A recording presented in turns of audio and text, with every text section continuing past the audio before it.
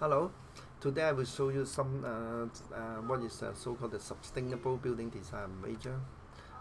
You need to understand the first theory. Actually, if you have a soft building or tall building, mostly you can imagine when the wind is flowing, the soft building will not be affected. But if there's a many tall building in here, you can see the one wind flow will be reduced. That means all the air will be blocked. After that, you can see if you are the downtime, the temperature most likely will be higher. That means you can more easily hurt the heat island effect. That means nowadays the requirements for your design of a building, you need to have a building separation, and you also need to satisfy the building setback and the site coverage of greenery areas. That means try to reduce the heat island effect. The first one, you can see in the past, all buildings are close together. They don't have enough space in between.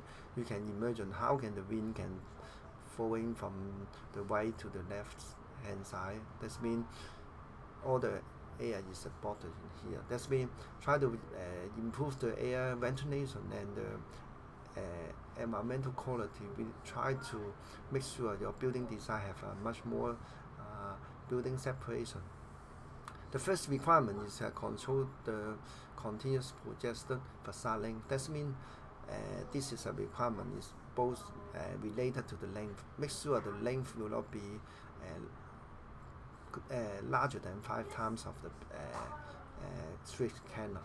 And the second thing is try to have a separate between the buildings. I will show you some typical details.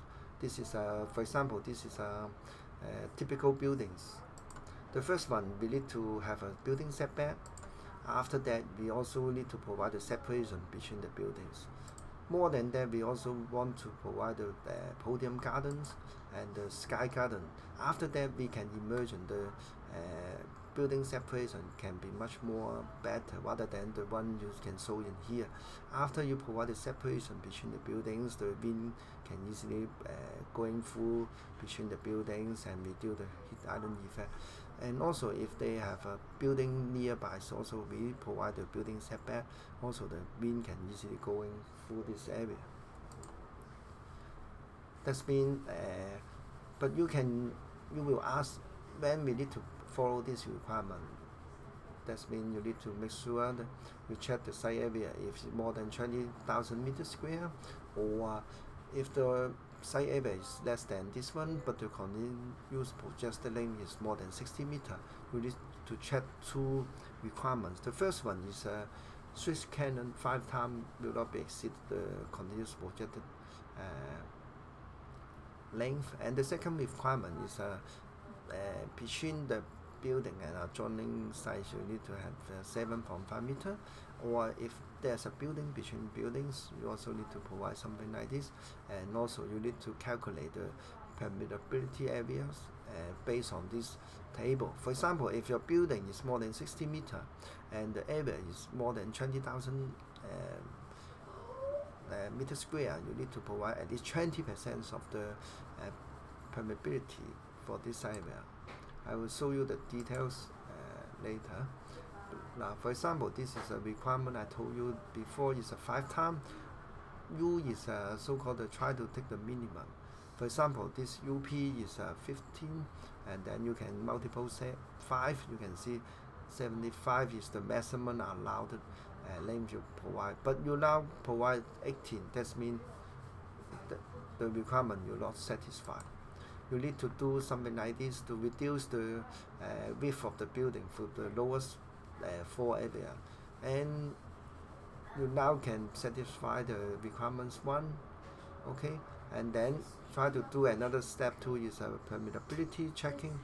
Follow the area of the yellow, you can see the total area, and the green one is the total area you provided, and divided by the total area in here, you can find out, oh, I can provide 19 already. And after that, you also need to provide the permeable areas for the blue one, and then just sum of the area. That means 23% you provided, but you just require 20%. That means you satisfy the requirement. And for the higher zone is much more simple. You just this is the void, this is the void, this is the building, and you calculate the yellow and the void first, and then the total area in here. You can see the you provide 60% permeability. That means larger than 20%. This is okay. And another requirement is the building setback. What I'm telling you before, if the wind is going straight, this is very good for ventilation, but this one may not be very good. You can see the figures. Okay, that means if you have a building less than 50 meter, you need to provide the building setback requirement.